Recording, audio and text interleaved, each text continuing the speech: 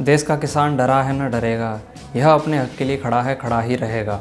हर हर महादेव साथियों, मेरा नाम निखिल जादौन है और इस वीडियो में हम किसानों के द्वारा जो धरना प्रदर्शन हो रहा है अपने हक के लिए, उस बारे में बात करेंगे। तो चलिए शुरू करते हैं। तो साथियों, जैसा कि आप लोगों ने खबरों में देखा है कि भाई जो हमारे किसान साथी हैं उन्होंने पूरे दिल्ली को घेर लिया है सभी तरफ से, और अपने हक के लिए जो उन पर एक कानून जो ज़बरदस्ती उनके तथाकथित भलाई के लिए थोप दिए गए हैं, उनको हटवाने के लिए किसान भरसक प्रयास कर रहे हैं।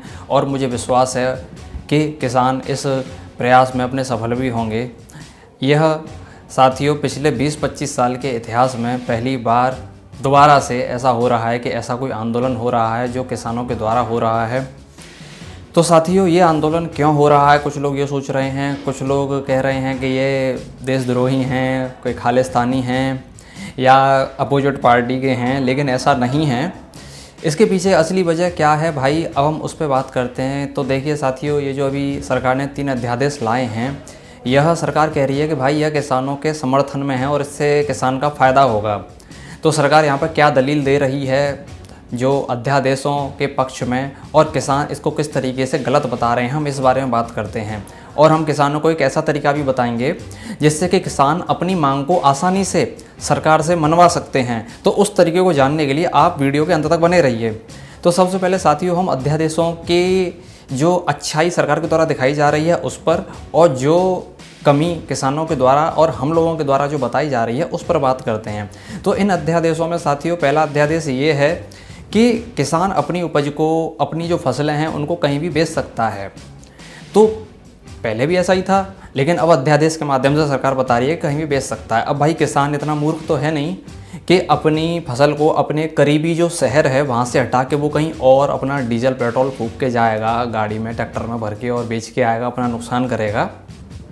तो किसान तो अपनी जो फसल है उसको अपने आसपास जो सरकारी मंडी होगी उसी में बेचेगा। लेकिन ये अध्यादेश लाने के पीछे जो सरकार का जो असली मकसद है वो ये है कि भाई सरकार ये कहकर सरकारी मंडियों को बंद करना चाह रही है कि भाई किसान तो अपनी उपज कहीं भी बेच देता है और अब हमें सरकारी मंडियों को रखने की कोई ज़रूरत नहीं है, हमारे पास ऑपरेटिंग का खर्चा नहीं आ रहा सरकारी मंडी का, चाहे किसान मंडी में ही दे रहा हो क्यों ना, लेकिन सरकार आने वाले समय में बंद कर देगी। और जब सरकार आने वाले समय में मंडियों को धीरे धीरे बंद करेगी तो किसान अपनी जो फसलें हैं उनको प्राइवेट कंपनियों को बेचना शुरू करेगा, क्योंकि प्राइवेट कंपनियां भी उसी समय मौके पे चौका मारने को तैयार रहेंगी, जैसे हमेशा तैयार रहती हैं।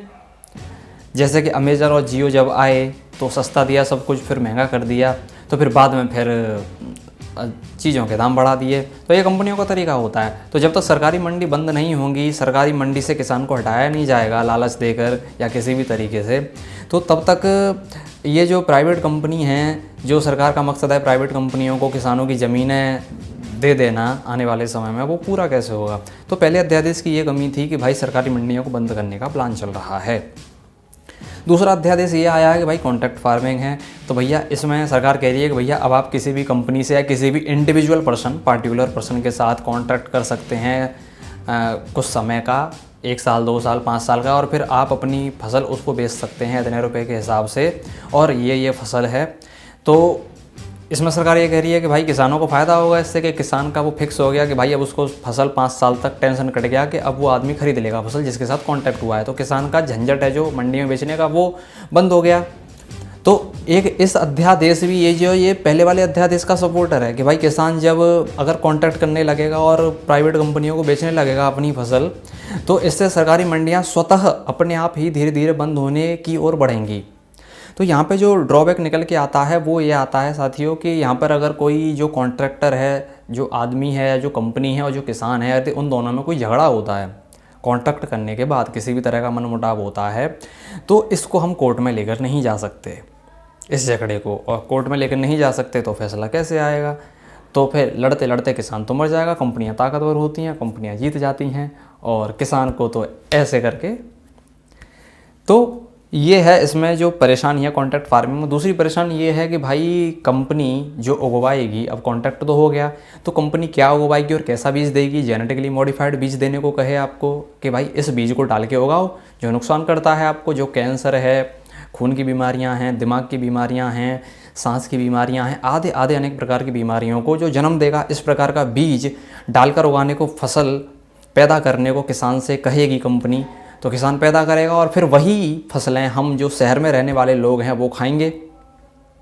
तो हम लोगों का भी नुकसान होगा, क्योंकि कंपनी से कॉन्ट्रैक्ट तो हो ही चुका है, तो किसान वही उगाएगा जो कंपनी चाहेगी। तो इस तरीके से जेनेटिकली मॉडिफाइड बीज को बढ़ावा मिलेगा। और जो कि अब धीरे धीरे आने भी लग गए हैं, बैंगन का है, मक्के का है, आधे आधे और भी बीज धीरे धीरे लेबोरेटरी में अलग तरीके से तैयार किए जा रहे हैं, जो हमारे लिए पूरी तरह नुकसानदायक हैं। तो कॉन्ट्रैक्ट फार्मिंग का ये नुकसान है। तीसरा नुकसान ये है कि भाई इसमें ये कॉन्ट्रैक्ट फार्मिंग है, इसको सर्विस सेक्टर में डाला है सरकार ने, जिस पर सरकार किसानों से 18% GST भी लेगी। अगर कंपनी से लेगी तो कंपनी फिर किसान से लेगी, यानी कि कैसे भी कर लो, घुमा फिरा के डंडा किसान के पीछे वाले हिस्से पे ही पड़ना है। इधर से मार लो डंडा, इधर साइड से मार लो, पर पड़ेगा किसान के पिछवाड़े पे ही डंडा। ठीक है, तो 18% GST इसमें लगेगा, क्योंकि ये सर्विस सेक्टर में आएगा। तो ये आता है आपका कॉन्ट्रैक्ट फार्मिंग का ये नुकसान है। अब इसमें अगला नुकसान ये आता है कि भाई जो आप अपना अनाज कहीं भी स्टोर करके रख सकते हैं। इसमें ये कहा जा रहा है कि आप, अब पहले लिमिट थी कुछ, तो अब कहा कि भाई आप कितना भी स्टोर कर लो। अब भैया किसान तो स्टोर नहीं करेगा ना, वो तो अपना जितना ज़रूरत है उतना स्टोर करता है और बाकी को बेच देता है, जिससे कि उसको पैसा आता है और वो बाकी जो घर की चीज़ें हैं वो ख़रीदता है। तो इससे किसानों को तो कोई मतलब नहीं है स्टोर करने से। भाई कौन सा किसान है जो एक्स्ट्रा स्टोर करेगा, उसको सड़ाएगा घर में रख के? ऐसा तो है नहीं कि किसानों के पास कोल्ड स्टोरेज रखा है अपना, तो उसमें वो स्टोर कर सकते हैं, या वो किसी और दूसरे कोल्ड स्टोरेज में पैसा देकर स्टोर करेंगे। कोई कोल्ड स्टोरेज वाला फ्री में तो स्टोर करेगा नहीं किसानों का जो अनाज है। तो किसान जो है स्टोर क्यों करेगा जब वो मंडी में बेच सकता है? तो इससे क्या है कि ये जो कानून है सरकार ये किसानों के लिए नहीं, उन लोगों के लिए लाई है, उन कॉरपोरेट घरानों के लिए लाई है जो किसान के अनाज को खरीदकर सरकारी मंडियों से खरीदें, चाहे किसान से खरीदें, उनको खरीदकर अपने गोदामों में भरेंगे इकट्ठा। क्योंकि कानून आ चुका है तो सरकार भी कुछ नहीं कह सकती और हम लोग भी केस नहीं कर सकते सुप्रीम कोर्ट में, क्योंकि अध्यादेश तो आ चुका है। तो इकट्ठा किया जाएगा गोदामों में, बड़े बड़े कॉरपोरेट हैं, ठीक है। उसके बाद एक बनावटी भुखमरी लाई जाएगी, आएगी नहीं। फिर जब लोग तड़पेंगे खाने के लिए तो फिर वही खाना महंगे दामों में बाज़ारों में उतारा जाएगा, शहरों में उतारा जाएगा। जैसे अभी जब लॉकडाउन हुआ था मार्च अप्रैल 2020 में, तो एक वो है जो स्वदेशी वाला बाबा आ गया है, कामदेव बाबा। तो उस कामदेव बाबा ने जो आटा है, गेहूं का आटा है, मैं रुपया पता करने गया था दुकान पर कि कितने रुपए का दे रहे हैं, तो उस बाबा ने करीब 1 किलो के हिसाब से 6 रुपये उस आटे पर बढ़ा दिए थे। लोगों की मजबूरी आटा खरीदना, तो बढ़ा दिए थे। तो मजबूरी जब आएगी तो वही कंपनियां, वही लोग, वो कॉरपोरेट उस अनाज को बाहर निकालेंगे और महंगे दामों में आप शहर वालों को देंगे, आप शहर वाले लोग, ठीक है, जो एसी में 24 घंटे पड़े रहते हैं। अभी जाड़े में हीटर चला के, गर्मा गर्म हीटर चला के हाथ पैरों को गर्म कर रहे हैं अपना, सोच रहे हैं किसान लड़ रहा है, लड़ने दो, हमें कोई मतलब नहीं है। समझ रहे हैं ना आप बात को? तो ये इसकी कमियां हैं भाई। और इससे जब बनावटी भुखमरी आएगी तो इससे कुछ भेड़ें हैं जिनके पास पैसा है वो तो कुछ दिन के लिए खरीद लेंगे, और जो बाकी भेड़ें हैं वो मर जाएंगी। और एक रिपोर्ट भी बता रही है कि भाई अगले साल तक जो कुछ करोड़ लोग हैं जो गरीबी रेखा से नीचे चले जाएंगे, ऐसे ऐसे बात है, ठीक है। तो और साथ ही जैसा है कि किसानों का जो धरना है वो इतना बड़ा है कि इन्होंने एक 80 किलोमीटर का जाम लगा दिया है, तो ये भी काफ़ी काबिल तारीफ़ है भाई। अब ये तो हो गई अध्यादेशों की बात कि इनमें भाई कमियां क्या हैं। ये वजह है कि इन कमियों के होते किसान इन अध्यादेशों को चाहते हैं कि सरकार इन्हें वापस ले ले, पूरी तरह वापस ले ले। हमें ये अध्यादेश चाहिए ही नहीं, किसी कीमत पे नहीं चाहिए, ठीक है। अब देखिए सरकार यहाँ पर कितनी हितैषी बन रही है किसानों की। सरकार ये कहना है कि भाई देखो हम आपके भले के लिए लाए हैं, आप समझो किसानों, हम आपके हितैषी हैं। हम यानी कि सरकार का दिल इतना बड़ा है कि देखो हम किसानों की अब चिंता करने लगे हैं, और किसानों को ज़बरदस्ती लठ मार मार के ये जो है कानून है किसानों को दिए जा रहे हैं कि भाई रखो अपने पास, आप बच्चे हो, कुछ नहीं जानते हो, हम सरकार हैं, हम सब जानते हैं, और ये जो अध्यादेश हैं ये आपके भले के लिए हैं, कुछ भी करो अपने पास रखो, हम वापस नहीं लेने वाले। क्योंकि हमारे ऊपर बहुराष्ट्रीय कंपनियों का ऊपर से बहुत जोर का डंडा पड़ रहा है हमारे पिछवाड़े में, तो हम वापस नहीं लेंगे, किसी कीमत पे नहीं लेंगे, किसी कीमत पे नहीं लेंगे सरकार, ठीक है। और ऐसा भी सुनने में आ रहा है कि आने वाले समय में जो सरकार है वह एक विरासत टैक्स ला सकती है अपनी ज़रूरतों को पूरा करने के लिए पैसे की जो कमी है, विरासत टैक्स कैसे लगेगा कि इसमें होगा ये कि आप जब अपनी जो संपत्ति है उसको आने वाली पीढ़ी को ट्रांसफ़र करेंगे, तो जब आने वाली पीढ़ी को ट्रांसफ़र करेंगे तो उसमें से कुछ % टैक्स लिया जाएगा।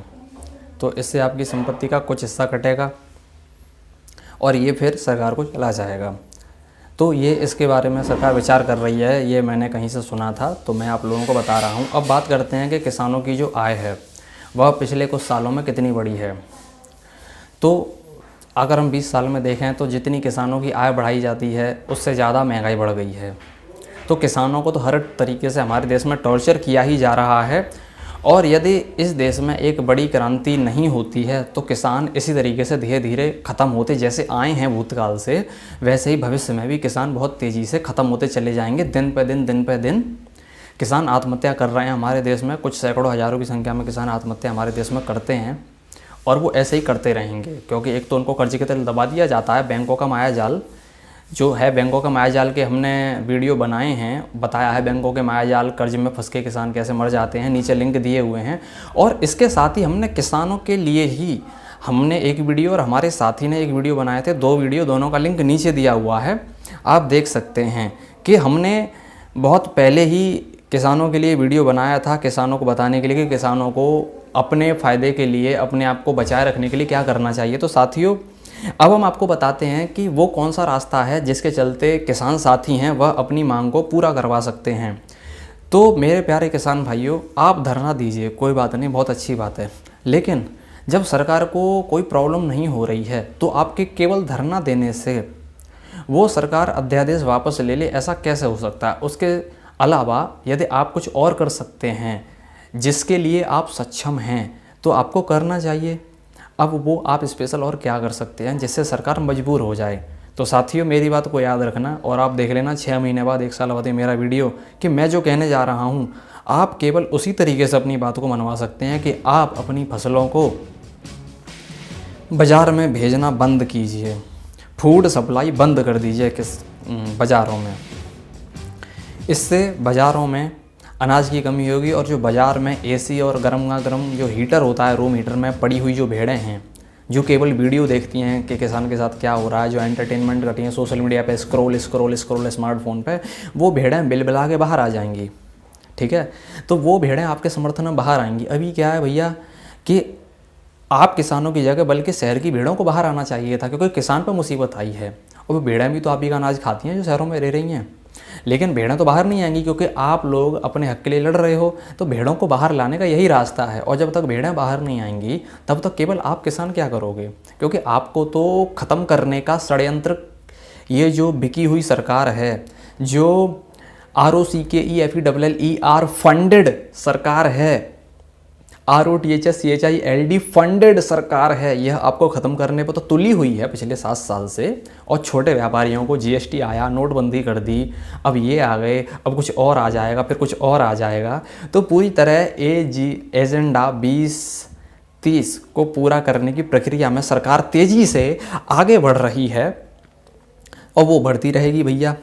और इसके साथ ही मैं किसान साथियों को बताना चाहता हूं कि भाई, हमारे प्रधानमंत्री नरेंद्र मोदी ने ये कहा भी था कि भाई आप जो किसान हैं वह ये जो बाज़ार का जो फर्टिलाइज़र आता है इसको यूज़ करना थोड़ा कम करें, क्योंकि इससे आपकी आने वाली पीढ़ी हैं वो बहुत ही विकलांग, बेकार, नापाक, नपुंसक सी पैदा हो सकती हैं।